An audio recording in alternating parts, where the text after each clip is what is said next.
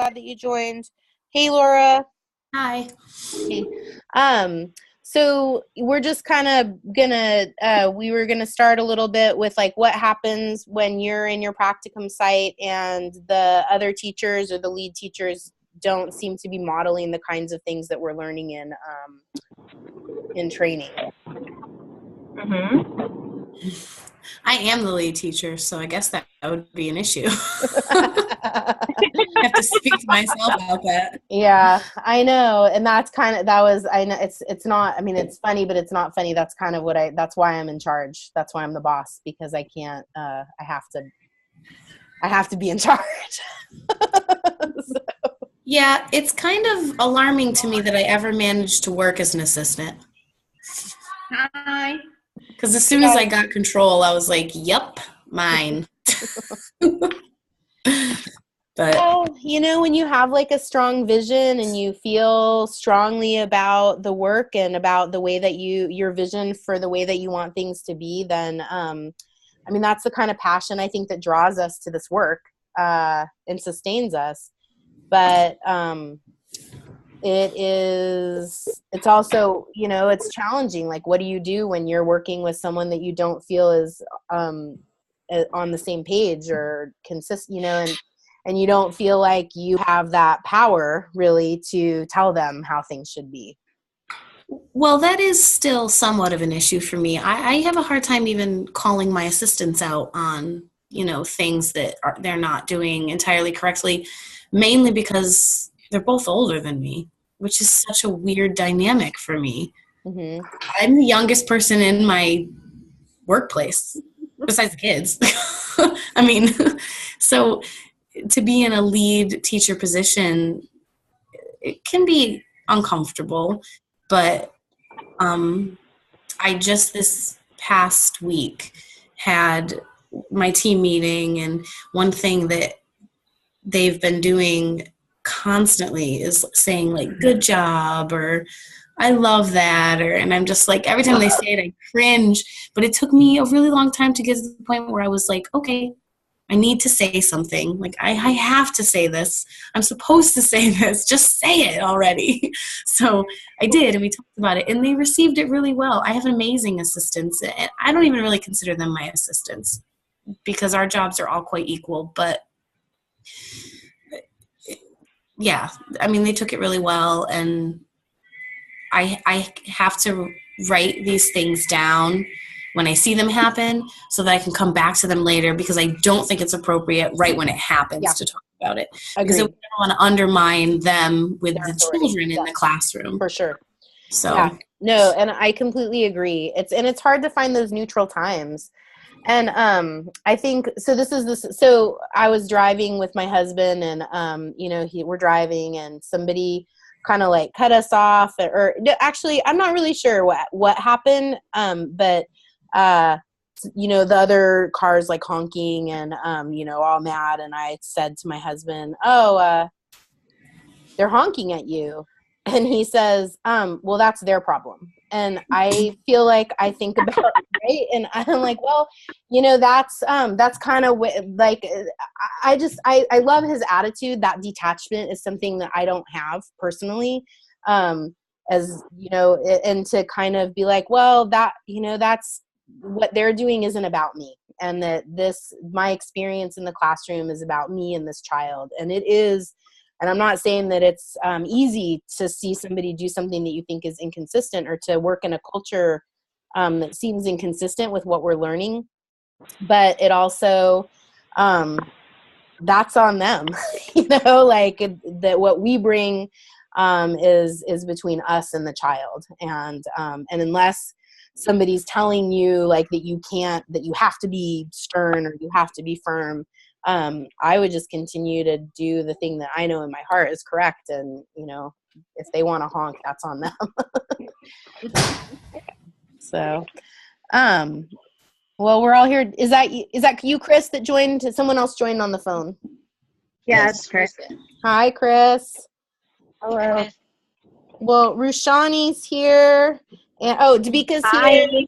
And Eugenia and Leslie and Laura and Wendy and Casey and Kathy.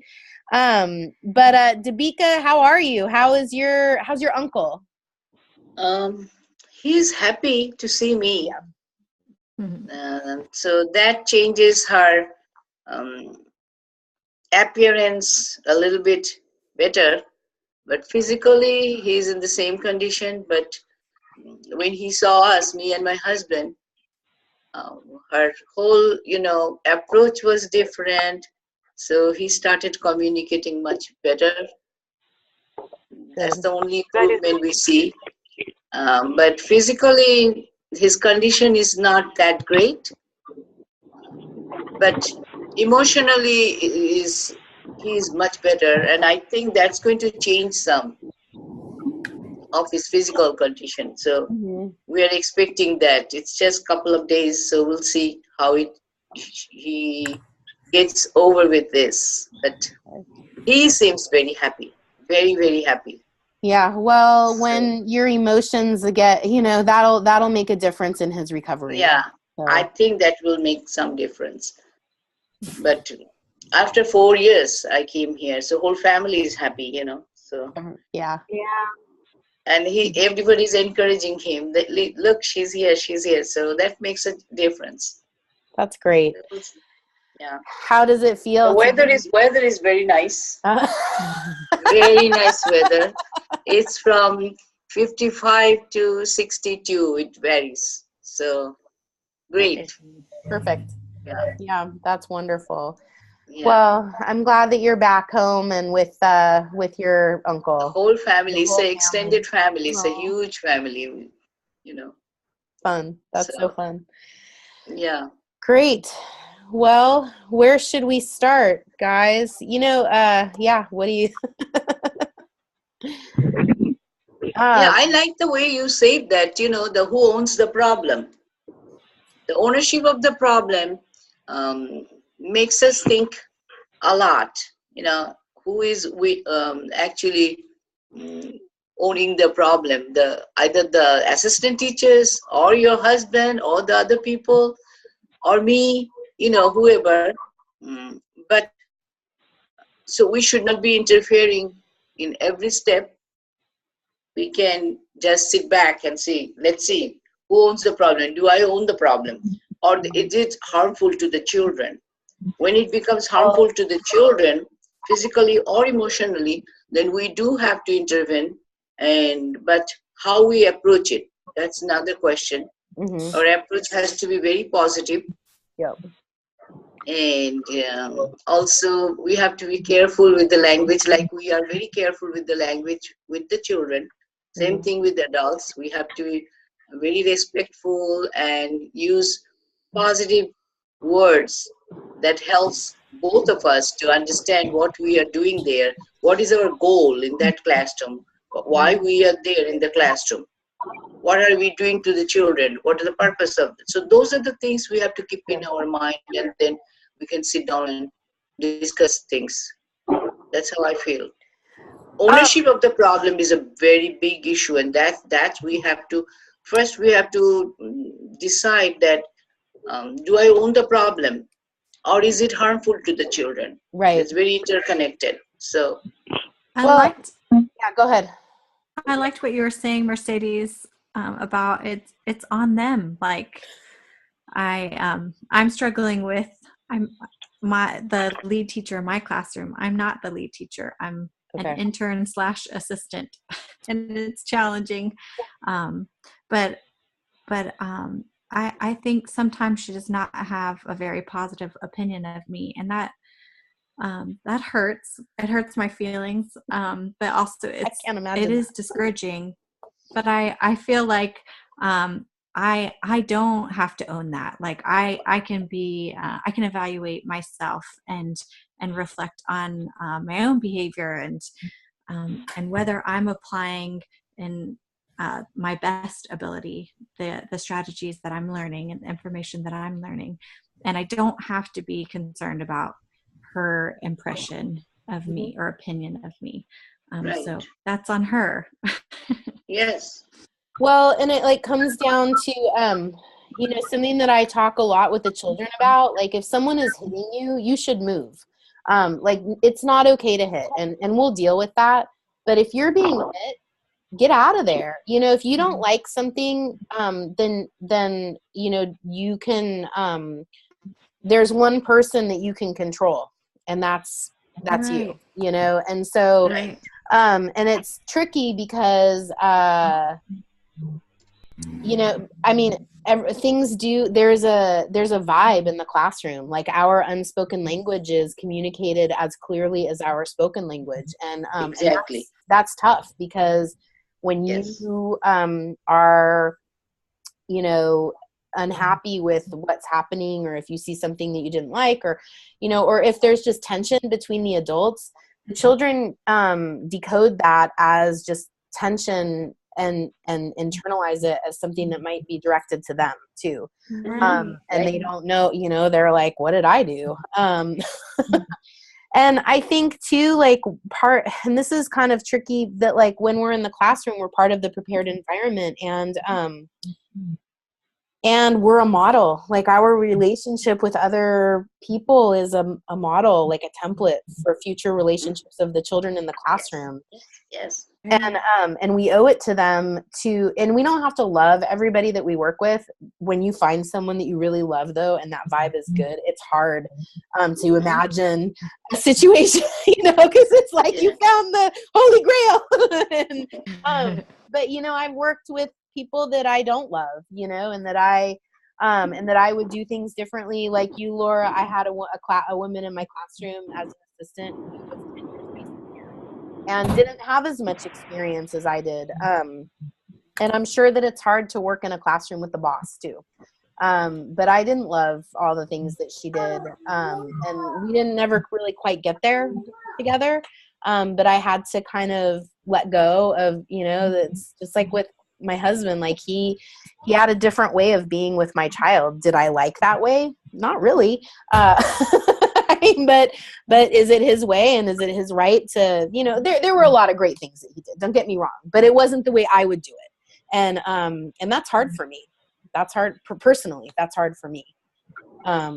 So, because I want things the way that I want them to be. Anyway, so when things are emotionally charged in the classroom, how do we address that? Like, how do we untangle that? Like, what kinds of strategies have we used? You know, like Leslie, I think that your detachment is great. Like, being able to not take things personally, being able to kind of shift the responsibility, as Dabika said, that's her problem. Like, you know, if she has an issue, she can bring it up with you and you can talk about it then. But until you have that conversation, you know, like it's.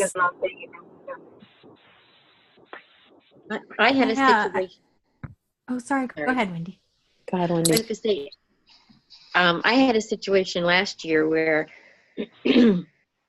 I was the assistant and the lead teacher, she was constantly correcting me and trying to teach me things that I already knew. I just forgot, and I just needed to be reminded. And it was kind of uncomfortable a lot of times. So the first thing I had to learn to do was evaluate myself and say, was she right? A lot of times she was. Mm-hmm. But if she wasn't, then I could be okay with that. Like Leslie said, you know, if she's unhappy with that, then as long as I know I'm doing the right thing, then that's okay. She'll have to deal with that. But to always look at yourself first and see if you are part of the problem. And if you can come with a clear conscience and feel like, yeah, you are following, you know, what you set out to do, you're being true to your own values, then you do have to try to not take it personal. I had a hard time with that. I've had to really learn that. But yeah, if you can detach a little bit after you've done the self-evaluation, I think that's helpful. Yeah. I have to like detach right at that moment and put off my feelings for a time when I can process them, because I can get really emotionally charged very quickly. So I just have to like turn and face the wall, take a big deep breath, and then resume like what I was doing. And I mean, I can also get very emotionally charged over things that most people would think are kind of stupid. Like I came in from outside with some children, and my assistant was getting other children ready to go outside, and the classroom was a mess. And I was like, what the hell happened in here in the 10 minutes I was gone? Like, what happened? Like, I just couldn't believe that there was like works everywhere. And I just was like, she was probably on her phone the whole time. I was so mad. I was just like, it was probably something really stupid. But I had to like take a breath. And then I went and I was actually doing some work in the office when my other assistant came in. So we were switching places. And I was like, you know what? That's not even worth talking about. Like, okay, so she was getting kids ready to go outside, and we have some young ones that definitely take advantage of that time, and they will like go and clear the shelves on you. Like, because they know you're not right there to, you know, step in and stop them. And I was like, that's probably what happened, Laura. I'm sure she wasn't like texting or emailing people on her phone when you weren't there or something, you know, because she would never do that.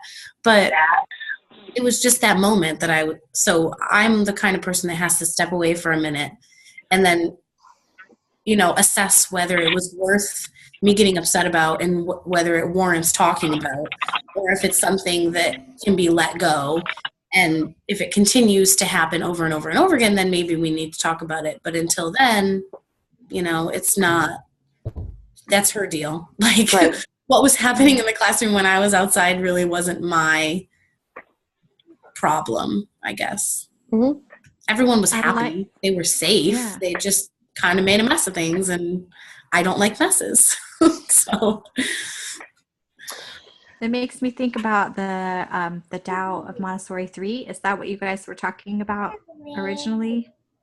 No, not necessarily. Not really. We're just talking kind of generally about some of the. That's. I love that you tied it in, though. Yeah, I think it's yeah. Oh, sorry. Go ahead. No. What? So remind me what of the passage. It was talking about the role of the teacher is to serve the children. Maybe you guys can help me remember. Be a scientist, an observer in our classroom, and to be a saint.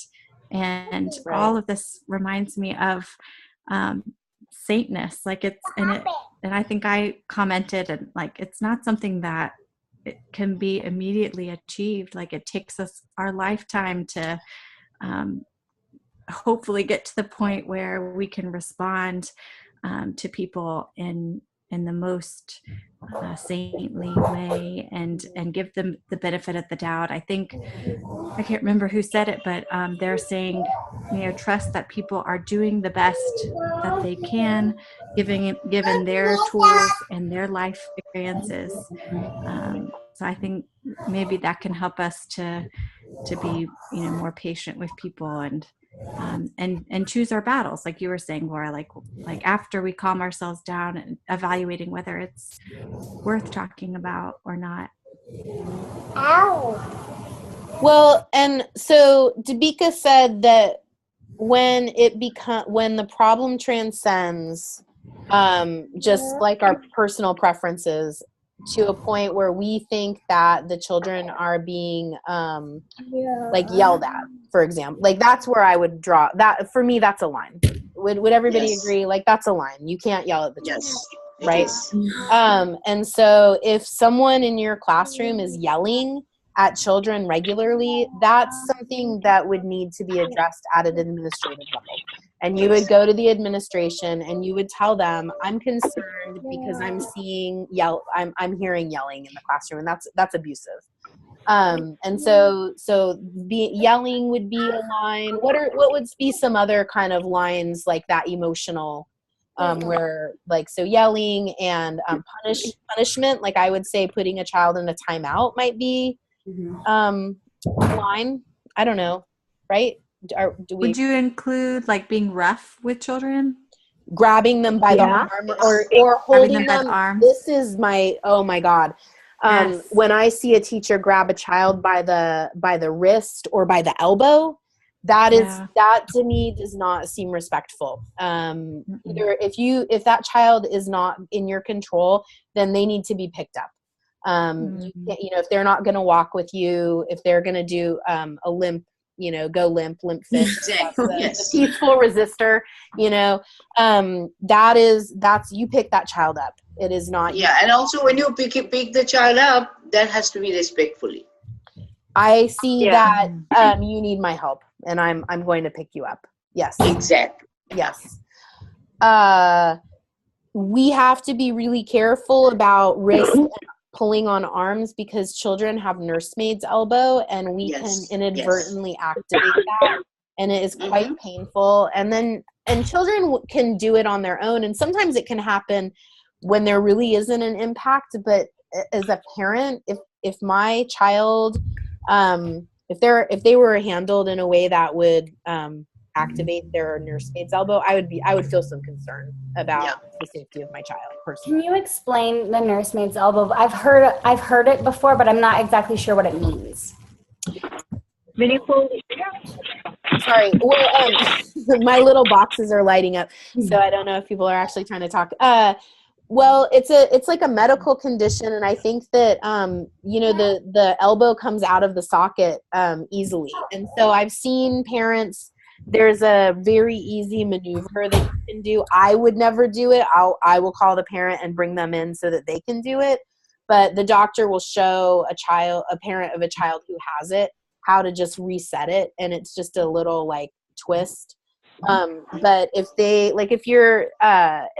if you're holding a child's hand and they don't want to follow you and they just go limp, that can be enough to pull their elbow out and activate that condition. My daughter did that. I was holding her hand, trying to ask her to stay in the house with her grandmother while I took the dog out. And she got mad and flopped, and I let go because I didn't want that to happen, but it was already too late. And yeah, it like pinches a nerve when it pops out, and that's why it's just so painful. It is very painful for them. And it's, like as a teacher, you're like, oh my God, it's terrifying to even think that someone on your team was so rough with the child that, and like you said, Laura, it could be. Yeah, it doesn't have to be rough at all. But that, your mind just kind of, it goes there. Yeah. I never hold a child's hand if they're frustrated. Like I'll just put them back on the floor, or like you said, pick them up and hold them, but just trying to get them to walk with you when they don't want to by holding their hand is just asking for it to happen, because they love to flop down on the floor. Yeah. And also, it's not rough by being rough, not only the physical, you can be rough with your language, so they have to be very careful about the language. What are the languages that they are using? And if you feel that is not the proper language that we should be using with the children, then that is a concern. But you don't have to deal with that moment. You can sit down and talk that these are the languages we use for the children, because there is a difference between adult and children to receive the language in the same way. They don't. The way we say things, an adult can absorb it, in the way we say it. They can get the meaning of it, but for a child, they can misunderstand, and they can understand something different which we really don't want them to understand. So we have to be very careful about the language also. Definitely. And also, go ahead, Chris. Sorry. And I can't stand it when teachers talk about other children who's in the classroom in front of them, like saying, "Oh, he just did that. I don't know why he's doing that." Like I know we need to vent, but on a constant basis, instead of helping the child, actually, they constantly talking about the child in front of his face. That's something that I have actually spoken about my lead teacher back in the day, and said, "I'm sorry. We can talk about it when the child is not present, but not in front of him. It's not doing any good to him." She took it. She didn't take it good. When I told her that, she was not happy with that. I pointed it out, but I had to say it. I think you do. Sorry, I thought that I misnamed you. I'm gonna just leave this alone from now on. It's okay. I put your names up so that we could see who was talking, and then I thought that I had done it anyway. It's wrong, and now I feel like yes, you have to have that communication, and the tricky part is how to do it. Because Yeah. in the moment, as Laura said and others have said, you do not want to undermine the authority that the children, that the teachers have in the classroom. And also, Yeah. it's just not appropriate. But when someone is using inappropriate language, I gotta say, I'm a big fan of the email. So I'll send an email and just keep it really brief. I wanted to bring an incident that happened. I wanted to bring something to your attention, and these are the things that I noticed, like bullet point, bullet point, bullet point. The more like just kind of very brief. This is what I saw. This is inconsistent. It's a harmful physically, emotionally, whatever you're. Like if you saw somebody yelling at a child, this is what happened. This is where I was when it happened. This is what time it happened. This is what I saw before, during, and after. I'm concerned that, that this isn't not, that this compromises the integrity of the program, something like that. And anybody who wants help with an email, like I'm happy to help you edit, like anytime you want to have a tricky conversation, let me know. Because I think that it helps to kind of talk it out first, especially because we can become defensive very quickly. And that's not a fault of anybody, that's just like kind of, I think without a lot of practice, we just go there.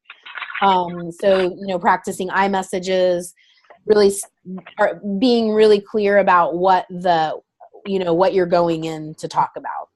And staying focused on the social and the emotional and physical health of the children, and as the the paramount value. So when so one of the examples that was used earlier was like that if the children are not allowed to pump their own soap, that's inconsistent with our Montessori values, but I would not say that that's harmful. And so it's kind of annoying because you want everybody to be on the same page.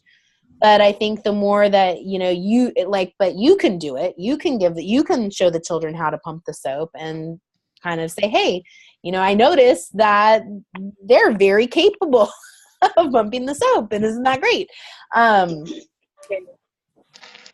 But if there's an issue that, somebody's yelling at a child, or I had a teacher snap her fingers at it. I'm like, it's not a dog. This is, you don't snap. Yeah, exactly. Yes. Yeah.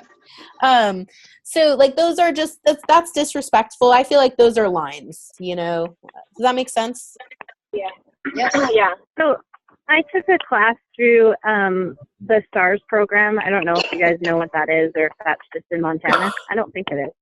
Anyways, we had a whole code of ethics that we followed, and there was different the employees versus the teachers and the children, or the parents. There was a whole bunch of different things, and it was very helpful. So I'll have to dig through that and see if I can scan it and put it on the community corner. Because we've actually spent a lot of time, every class we went through an ethical dilemma and how to deal with certain things like that. And it was really helpful to me. And then I had one of the people in our class was actually having a hard time with her director and her, and a couple of the teachers at her center doing different things. They weren't Montessori, but she was having a really hard time with it. And so we actually, as a class, walked through the code of ethics and went, okay, and there was a whole, I can't remember now, it was last year. So I'll have to find it and see if I can scan it. But it was really, really helpful at the time. I was thinking, oh, this is a great tool to have. So Yeah. I'll try to find it in my notebook. I actually know it. I think I know exactly where it's at. But and it went, like I said, it went through those things like if you're having a problem with your director or or like your management, or if you had a problem with the parents, if you had a problem with with your employees, or so it was really, really helpful. So I'll look for it and see if I can find it. I thank you for bringing that up. I really, I think that you're talking about the NACI Code of Ethics. It's a really, yeah, and it's a wonderful document, and I have it. I actually, all of my new staff are oriented to the NACI Code of Ethics. AMS has a Code of Ethics too that I'll send you guys. So Chris, I can upload that. I have a copy on my computer. Okay. So I'll link you Awesome. those. Thanks. Yeah, I'll link that thing. Thank you. I'm glad that you brought that up because it is a great document.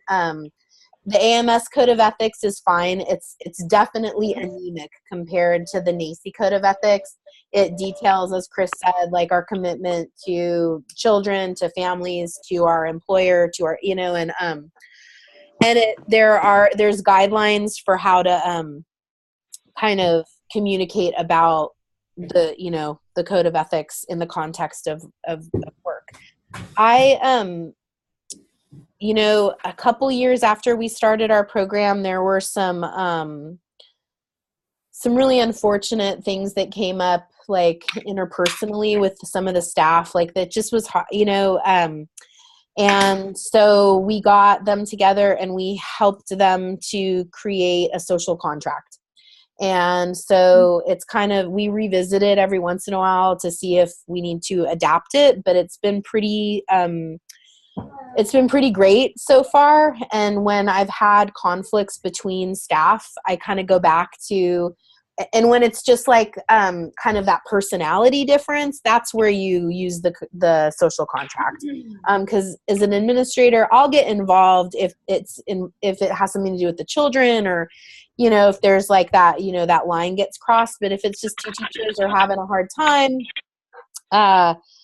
for whatever reason, that's not really, something that happened in the break room, for example, and wasn't really on the clock, then, let me refer you to the social contract. There's like step-by-step how to talk to somebody, and then, people can draw me in as needed.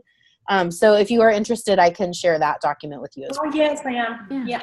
Okay. Yes, please. Awesome. Okay. And Mercedes, I loved the video of the Nido. My baby. Yes. Love it. It's so cute. So are you going to tell us what we were were looking at that was wrong? Yeah. I'm curious now. I went in there after I saw the video and I was like, you guys, you can't serve from the sunflower seed butter jar and then put that back into the refrigerator. Oh. If you bring, I know, see, I'm like, so if you bring, it's a health and safety thing. It wasn't like a pedagogical thing. Yeah. I looked at it and was like, ah! I walked in and I was like, well, I'll share it with you guys because it's a good learning opportunity, right? So I saw, the thing of sunflower seed butter with the serving, spreader sticking out of it. And I'm like, so did you throw the whole rest of the jar away? Because when you bring food to the snack table, anything that's uneaten is discarded. I mean, that's, we all follow more or less the same health and safety rules. So that was the thing. I'm not sure if that's one for us because, I mean, if it is, I'm breaking it because I do not like to throw away like uneaten fruit and I will save it for the next snack. So I should probably find that out. There's like, I think that you can keep food around for like 3 hours and then you have to discard it. So like we skate that rule. Like if the children don't, if they had like a big snack and they don't eat a lot of the lunch, then they save the leftovers and reserve it because it's been within. But you can't like wrap it up. You can't like put the lid back on the jar and put it in the refrigerator and then take it back out again. That's not. No, I was like, you guys. Anyway, so it was a learning opportunity for the whole class. So you guys watched the video? Everybody saw it? I haven't had a chance to see it yet. I did not look at it yet, so Okay. I will. I watched it a couple of times to figure out. I'm like, what are they doing wrong? There's like a hidden thing that she's like right wanting us to clue in on. So like the clear bowls, I'm like, oh, I can't remember her name, the lady in the video. Yes, she talked about clear bowls and being able to see what they're tasting, and I'm like, okay, maybe that wasn't it. So Yeah, I thought it was like a test. I mean, that's another, that's a good suggestion. You know, none of my classrooms have clear cutlery or clear, I don't use clear plates or clear bowls. Do you guys, does everybody else use them? No, I think maybe maybe white stuff. I think maybe it would be more so for the adult who is feeding it to the child. So like with the first tastes of food. So if you're holding the bowl up to you to scoop it, maybe because they can't see down in it, you would want it to be clear. That's what I was thinking. Like more like in the weaning process. Yeah, just weaning.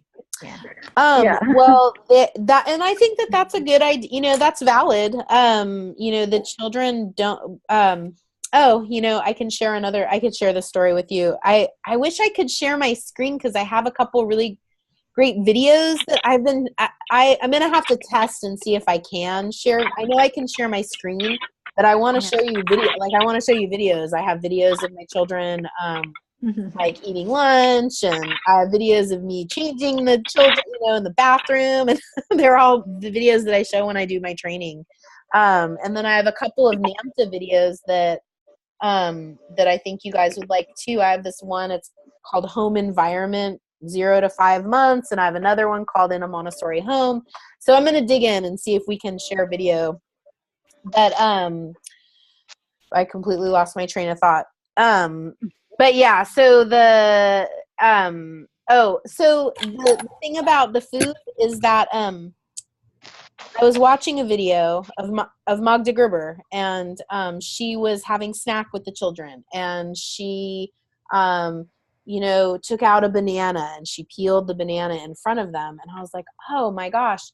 And I had been having this experience where we'd prepare this beautiful fruit salad, organic fruit, and I knew that the children, everybody likes bananas, everybody likes apples. Why aren't they eating this food?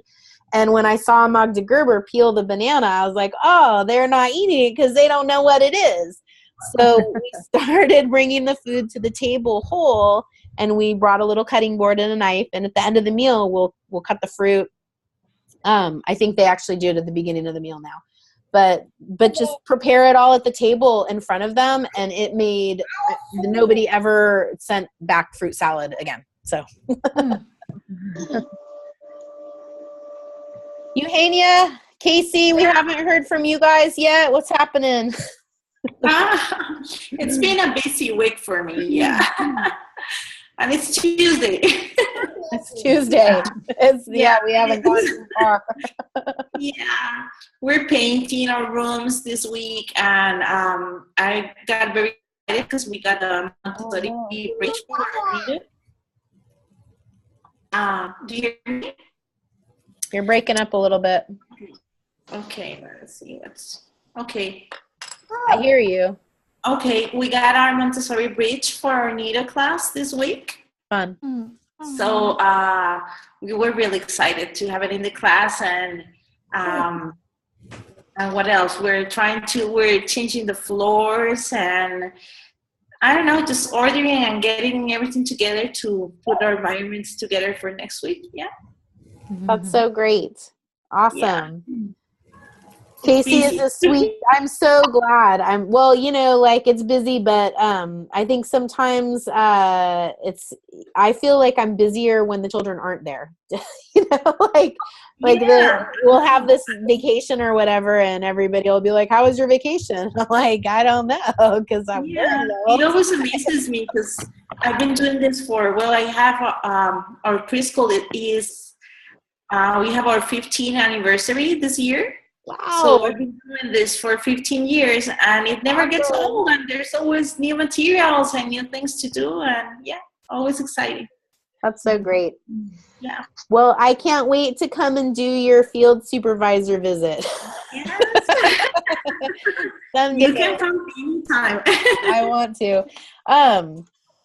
That's great. So, well, it's so nice that you have that freedom to work in your classroom without the children, and that you can really focus on the environment. And are you doing like staff development too? Are you doing like training and? Yeah, we do training next week. I went last year to a conference of Montessori and neuroscience last year in Atlanta. So well, I'm trying to put together what I learned to do to my teachers next week. Great. And yeah, and I also want to talk to them a lot about spiritual preparation that we talked a while ago. Mm-hmm. Yeah, so it's gonna be 2 busy weeks. Yeah. Well, I wish you all the best.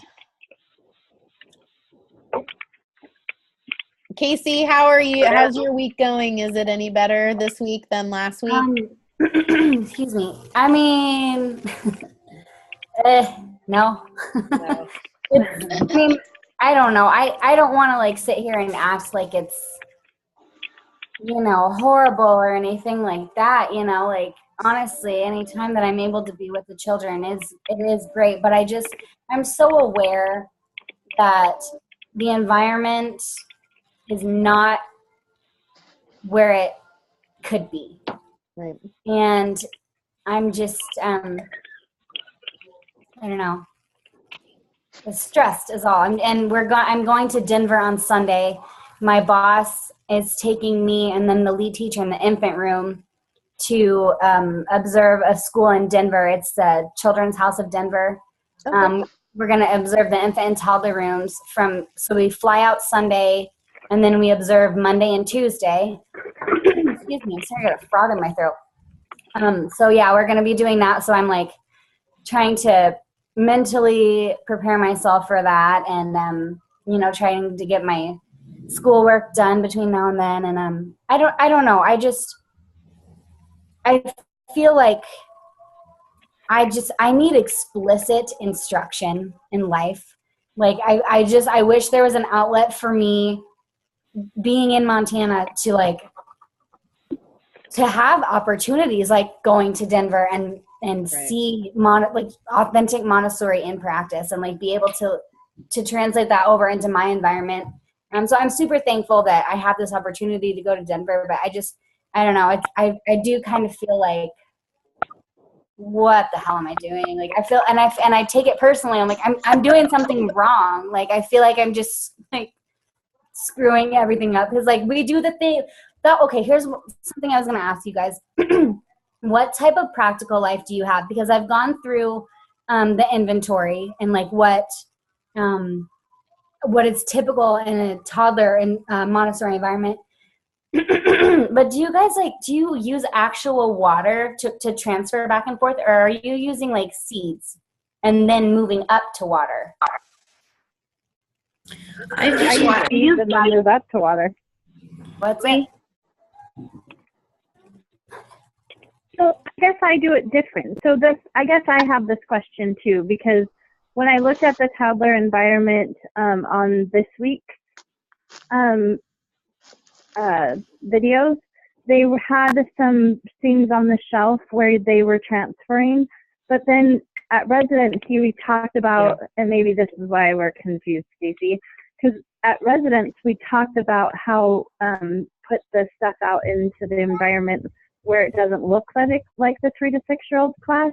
So we're not expecting them to take the material off the shelf, take it to the table, scoop the stuff, scoop the beans into the bowl, put it back on the shelf, and then, like that whole completion of the cycle. So I was confused too, because I've been like putting the scooping work, so like in one of our sensorial tables. So for example, this week I have in one of our sensorial tables, on one side I have the water and syringes, and then on the other side I have containers that they have to like fill up the syringe and then squeeze it out into the container. And then once the container is full, they can pour it back into the water side. So it's like they're getting that, what am I trying to say? They're doing that action, but it's giving them a bigger place so that they feel like they're more successful. They're not spilling it all over. They're not doing that. So I guess I'm confused because I know that, once your children get past that, then you put more materials out there, more complex materials.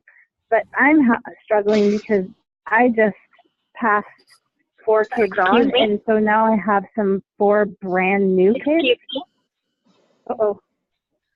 Sorry, I have to hang up. I just got pulled over by a cop, so I have to hang up right now, Oh, Shadi, all right, bye. Okay. Okay, bye.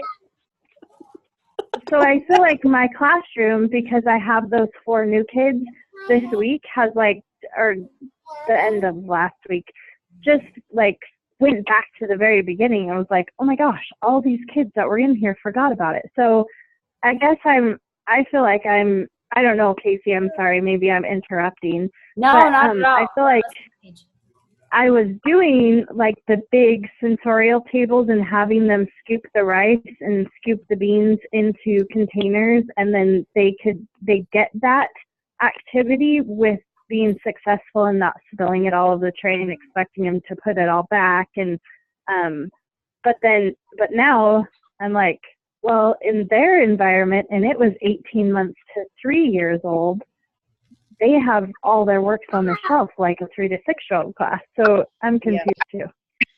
I think sometimes it depends on the children in your classroom. I mean, toddlers have this uncontrollable desire to dump things.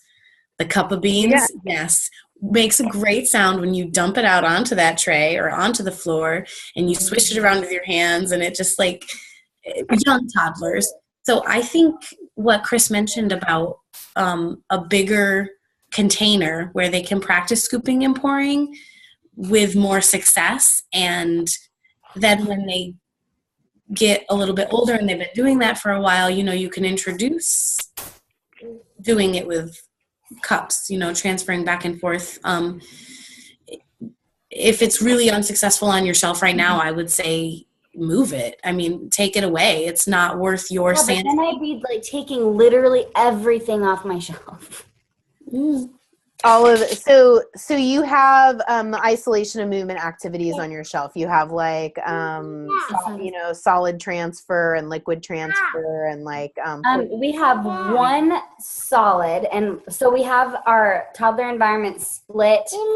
Honey, it's not a sock, it's your tights. So on the younger toddler side, we have like an object. So we have like 2 little pitchers with like one, like a big bead that they can transfer back and forth. And then on the older toddler, it's water, just water. Okay, well, so what I would say is that I tend to not have those isolation and movement activities in my class. It was part of my training. The whole progression of pouring, tonging, all of that was in my training. I don't use it though. When we use the tongs, well, that's not totally true. Like sometimes I'll put out like a tong transfer work that's like the little pom-poms, or something like that. Or I'll put out an ice ball tong transfer work. Or, but I tend to let the children use the tongs and the pitchers and pour at the snack table or the lunch table. So in the context of what we're doing. And then I will prepare multiple individual practical life activities, food preparation activities. Mm-hmm. So I can take a picture of all of them and send them. I'll upload them. Yes. Very simple. They rotate. Very easy. Really. And that is, the egg peeling, banana peeling and chopping, apple slicing, all of those things keep the children really engaged. And then you can, if you want, you could add a tongs to that. so that they can use the tongs to put the little orange section. Mm-hmm. I tend to go, like, the things that are non-starters for me is dishwashing. If you have a Montessori toddler classroom, you got to have dishwashing. Right, yes. So I know, So and then my issue with dishwashing is, like, I think honestly, this is something that I'm just gonna have to do overtime, because my class is so stinking big that they know that, like, the essence of what they're trying to do, but, like, I cannot individually sit down with each child and show them step by step how dishwashing is done. And then like this one, so we've got the trays, and then like the thing, like the platter, and then like the cutting board, and then so like she'll be doing her banana slicing, and she'll take the whole tray to the sink, and then the sink or the tray covers the sink, so she's got the water running, so it's flooding everywhere. Meanwhile, I'm over here with this child, like, doing orange juicing or something, like. right. I think, will you guys just tell my boss to, like, lower our maximum capacity? I honestly, when you mentioned how many children you had in your class, that was my first thought. I was like, that is Impossible. 19. way too many. Impossible. How many do you have, I think that's Casey? way too many children. That's just my personal opinion. But And that's it's a lot of- that's a so many huge young group. ones. That's a huge group to put children that age into. That's a lot of stress. There's always going to be somebody like crying or fussing. Yeah. There's always going to be somebody running around, like, just with 19 kids. I think there's no way to be effective. It's not fair. Yeah. Actually, the dishwashing activity has a lot of steps. Right. And you have to, in your classroom, especially with that large number of children, you need to introduce some activity with, washing, but which will only take 3 to 5 steps, not more than that. So they can follow the sequence of order, and it is very hard to, keep in their memory that all the steps that you need for dishwashing. It's a lot of work. For that age group, and especially with that number of children. So introduce something very, small things that they can just wash it, like fruits. You can let them wash fruits or vegetables, which is part of the practical life activity. Interesting, yeah. Like, just let them wash the fruit first and put it on the towel, and then dry it. 3 steps or 4 steps. Simple things. I hadn't even thought of that. And also, and they will love to do it because they will be successful. Yeah. If they're successful, they're not going to, overdo it or scatter all over stuff. Yeah, because I have one child in specific who he wants to do all of these lessons. He was my dumper that I was telling you guys about a couple months ago. He wants to do these lessons, but he gets bored because he'll do it, but then he's like, I don't know what I'm supposed to be doing. I'm gonna walk away, and so I'm having to, try to show him again. Well, I've got like 19 other children needing my immediate attention. Exactly. It's just exactly. It's. So you need to have some activities that will keep your few number of children engaged when you can take care of the other children. Like you can give them. If you have a plant in the classroom, which I have seen you have plants, and let them wash the leaf of the plant. Yeah. One at a time. So those are the things, and if they love it, they will be engaged. So you don't have to pay attention to them. Yeah. And when you see that they are successful washing activity, then you can introduce something little complex. Okay. Start from the very low number of steps and then move on.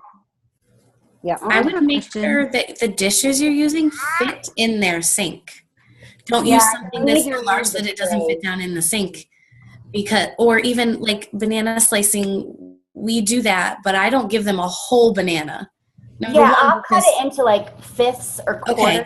So that could just be a small round plate with a little knife that sits with it. And that would be very easy. Because it doesn't have to have a tray.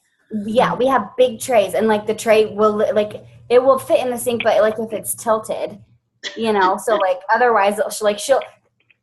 she's so sweet. She's like, I'm going to wash my dishes. And then you guys remember the wet bandits from Home Alone? That's what I think of every time. Water. The tsunami effect. I'll take a video of the way that we do dishwashing in our toddler community after mealtime. That would be great. Maybe that would be inspiring. Dabika, I was like, we're making notes, and I noted leaf polishing and plant watering, also really good suggestions. Yes. Like packing and unpacking a suitcase. Like that's a practical life activity. I mean, that's always something that I have in the toddler classroom. So is it like it's always in its own station, or is that something that you will transfer in and out with something else? I put it on the shelf. Like I put the suitcase on the shelf, and so I show them. Right now we have in our corner. It's a little coat rack with a mirror and snow boots, snow pants, coat, gloves, and hat, so they can practice putting on. Great. Yeah. Because that transition to going outside is a nightmare, because like they all need help putting on their outside things, and I'm just tired. I'm overwhelmed. Do you have a schedule that you follow? Like not like, at 10 o'clock you do this, but do all the adults know exactly what they should be doing at what time? So that was something that my boss challenged me with. She's like, Kate, because before she was the one who developed the schedule and we would follow it. She's like, all right, Casey, this is your job. This is what I want you to do. I want you to come up with the schedule and make sure that your staff follow it daily. And like, so I did. And I was so proud, because I am not good at delegating. I'm just like, what do you want to do? I don't know. We talk about it in the moment. Like, oh, we've got 14 today. How about I take 5 and you take, But instead we have this thing developed and nicely written out, and I'm so proud of it. And like, I have it hung up on the outside and on my desk, so you don't have to leave the classroom to see it. You can see it in both spots.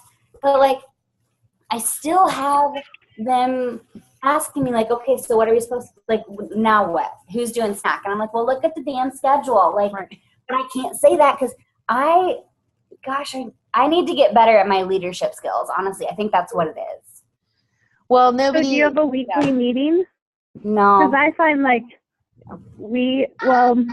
I think in our practicum we're supposed to have a weekly meeting, but we as a teacher or as a community in our Montessori have a weekly meeting. And even if it's like 10 or 15 minutes of sharing your goal, like, this is my goal this week was to use a rug.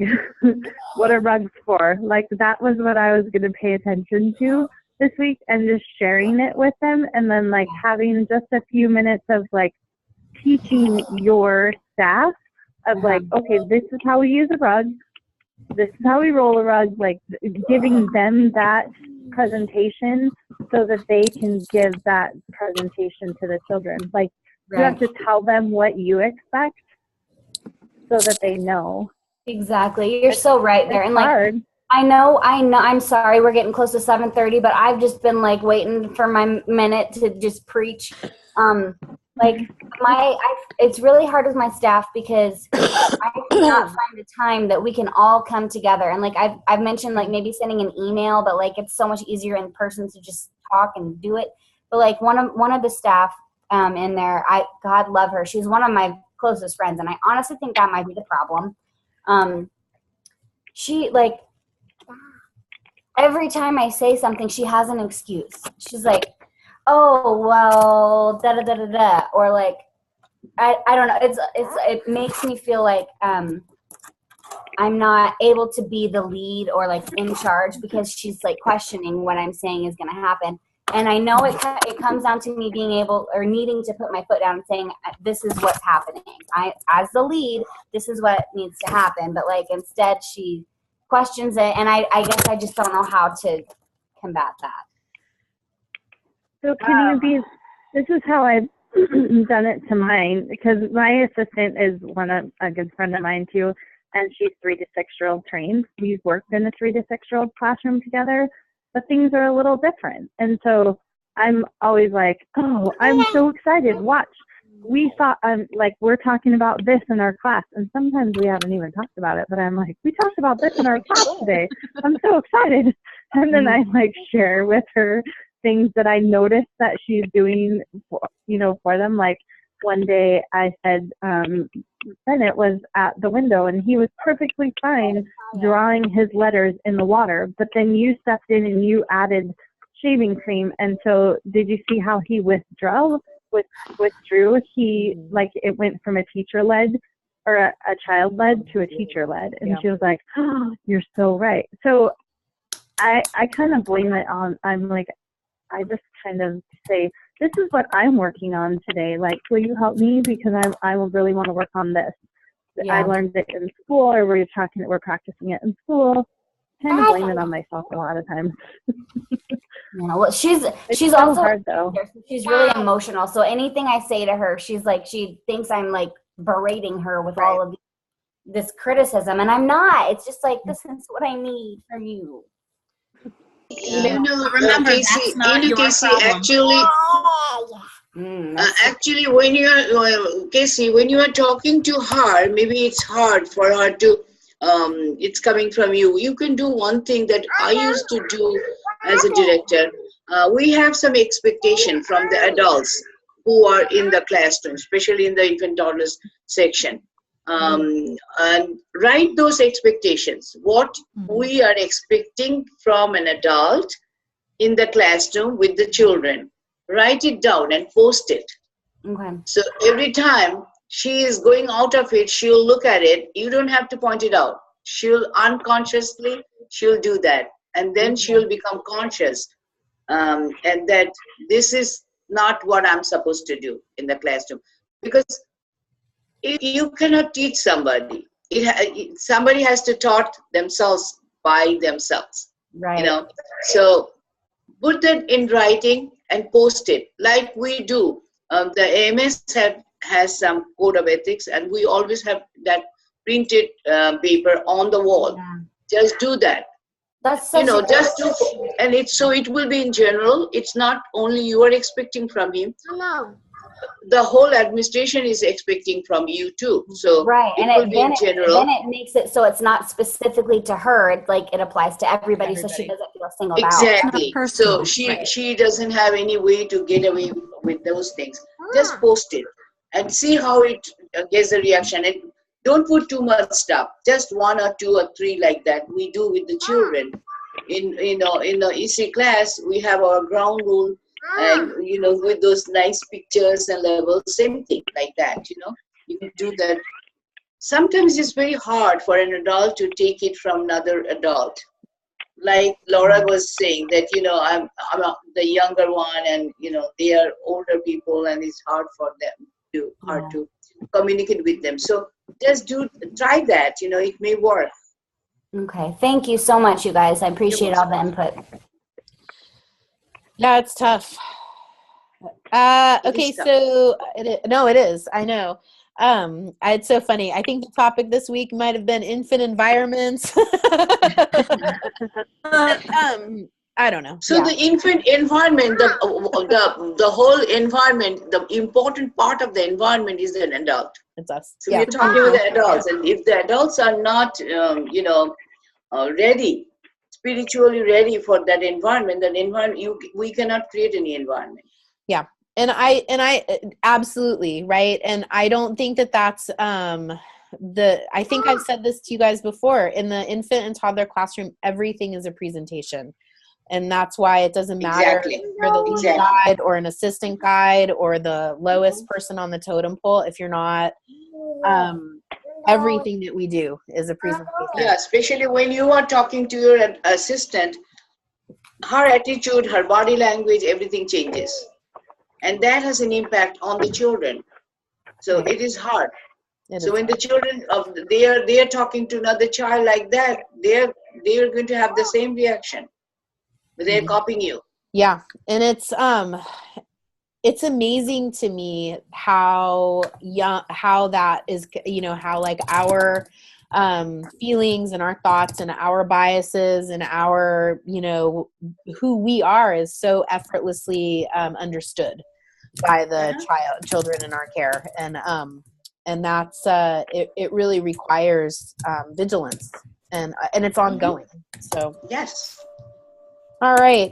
Well, wow, that was a Sorry. talk. No, I mean, I think it's your chat. It's your guys' chat. So whatever you Yeah, take all these things you have in your heart, just open it up. Okay, well, we're at time. Does anybody have anything last minute that we need to address before we close our conversation? Okay. Well, I will see you again. You know what? Actually, I will not see you next week because I have a parent talk that I'm doing. So either Terry or Elaine will probably step in, or are you going to be able to do chat next week, Mika? Yeah, I can do that. I can try. Okay. Let's see. We'll No, how you hear me? My internet connection is good. Do you hear me? Good? Yeah, perfect. Yes. Yeah. So I won't, just to let you guys know, I won't, if you guys meet on Tuesday, I won't be here because I'll be just you'll be in coming back Denver. from Denver. So I'll be at the Sunday meeting next week. We're not meeting on doing Sundays. Sunday meetings. Because Sunday, actually what is happening is, I was sitting there for a couple of weeks. Nobody showed up.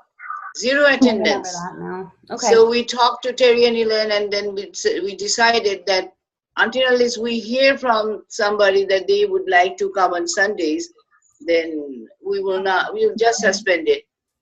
Okay. Well, you can watch the video of the chat, or we can find some other way for you to. I'll brief you somehow. Okay. But if Sunday, if you guys, some of you wants to come, then I will definitely come. But All right. I have to know that how many people are really coming. Yeah. For real. For real. Okay. For real. Okay. Well, let's do it again next week. Not me, but you guys. And but I'll be in touch. I'm always here. So send me emails. I try to get back to you real quick. And then the following week is your break, right? Yes. Is it? This is our 11th week. So 12th week. After 12th week, we will have a break week. Yes. Correct? Yes. So I'm going to post you on Thursday for the 12th week. Oh, thank you. Correct? Yeah. Okay. Will the next module not be open until after the break week? Are we at the end? I'm not sure. I'm not sure. We have to check with Terry about it, or Elaine. Okay. Because I'd love to see it before then.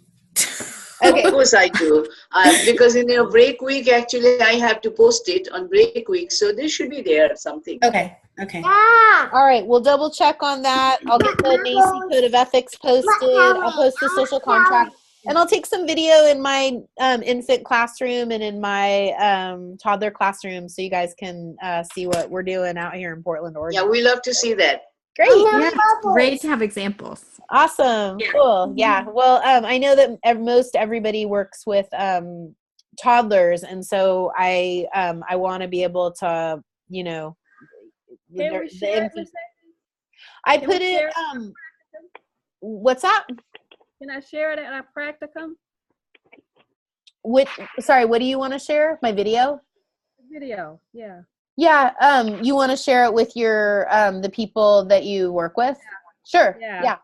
You can share it with them. Sure. No problem. And you know what? I want to say something that whenever you want to, you are having difficulty with the children focusing, try to observe the child and try to find out what is the interest of that particular child who is having really difficulty getting along with the environment.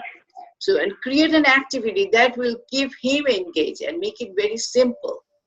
Make the activity very simple and interesting for that particular child, and you will see he or she will be absorbed, and then you will have peace of mind. That's the best way you can do. Anything, you can put actually anything that is not harmful to the children. That's it. And so they will be engaged. It could be grasping, it could be transferring, it could be just tossing, something. So that will interest the child and just keep the child busy. So you can focus on other children. Okay. Thank you, Tamika. I love that's the tips. I love your advice. I do. Thank you. I always learn so much from you. All right. Okay. I'm gonna close it down, guys. Okay. Is it time already? All right. See you soon. And I will get back to you, Kathy. I'll reach out. All right. Okay. Bye, guys. Bye. Bye.